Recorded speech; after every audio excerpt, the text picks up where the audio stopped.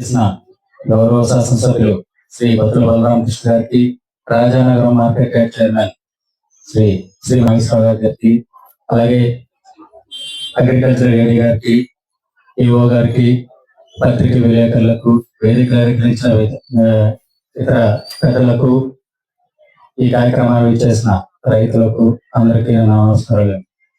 ముఖ్యంగా మన కోటి గ్రామంలో ఈ రైతు సేవా కేంద్రం ద్వారా ధాన్య కొనుగోలు కేంద్రం రైతులందరూ కూడా సద్వినియోగం చేసుకోవాలని, అలాగే మనం ఈ రైతు సేవా కేంద్రం ద్వారా ఈ ధాన్యాన్ని మనం అమ్మిన 24 గంటల్లోనే మన ఖాతాలో డబ్బులు వేసే విధంగా మన ఎన్డీఏ కూడా మీ ప్రభుత్వం కృషి చేస్తుంది. మన గౌరవ ముఖ్యమంత్రి వర్యులు నారా చంద్రబాబు నాయుడు గారు, ఉప ముఖ్యమంత్రి వర్యులు శ్రీ పవన్ కళ్యాణ్ గారు, మన స్థానిక శాసనసభ్యులు శ్రీ బత్తుల బలరామకృష్ణ గారు ఈ విషయంలో రైతుల పక్షాన పండించడం ప్రతి రైతుకి సకాలంలో డబ్బులు పండే విధంగా ఆయన చొరవ తీసుకుని ఆయన చేసిన కృషి మరవలేదు.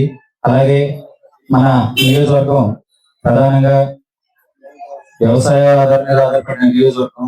అటువంటి నియోజకవర్గంలో మన పుష్కర కెనాల్ ద్వారా కానీ, వివిధ తొరిగడ్డ కెనాల్ ద్వారా కానీ సకాలంలో ప్రతి రైతుకి నీరు అందించి ప్రతి రైతు పుష్కలంగా పంటలు పండించుకునే విధంగా కృషి చేసిన మన స్థానిక శాసనసభ్యులు బత్తుల బలరామకృష్ణ గారికి ప్రత్యేక కృతజ్ఞతలు తెలియజేసుకుంటున్నాం. అలాగే రాబోయే రోజుల్లో మా కోటి గ్రామంలోని ప్రధానంగా పాత్రుని చెరువు, కరగట్టు చెరువు, ఈ 2 చెరువుల మీద ఆధారపడి మా రైతాంగందరం కూడా వ్యవసాయం సాగు చేస్తున్నారండి. అలాగే పుష్కర కాలువ, తొరిగడ్డ కాలువ, ఈ 2 కాలువలు పుష్కలంగా మా ఊరి మీదుగా వెళ్తున్నాయండి. అలాగే ఈ 2 చెరువుల్లో కూడా ఊడికి తీత, ఆ చెరువులో ఉన్న ఆక్రమణని తొలగించి దానికి వచ్చే నీరు మార్గాల్ని శుభ్రంగా ఊడికి తీయించి 2 పంటలకి పుష్కలంగా నీరు వచ్చే విధంగా శాసనసభ్యులు గారు బత్తుల బలరామకృష్ణ కృషి చేస్తారని తెలియజేస్తూ సెలవు తీసుకున్నాను.